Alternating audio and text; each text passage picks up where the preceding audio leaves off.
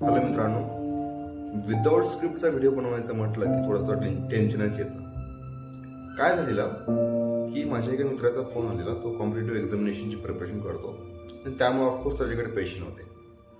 त्यामुळे त्याने मला फोन केला की मला काही दिवसांसाठी किंवा 8 ते 10 दिवसांसाठी मला काही पैशांची आवश्यकता आहे.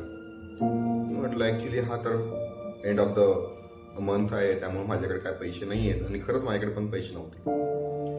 त्यामुळं मग मी काय विचार केला, त्यानं मला म्हटलं की कदाचित तू कोणाकडून तरी पाहून मला पैशांची अरेंजमेंट करून दे. ठीक आहे म्हटलं, ठीक आहे.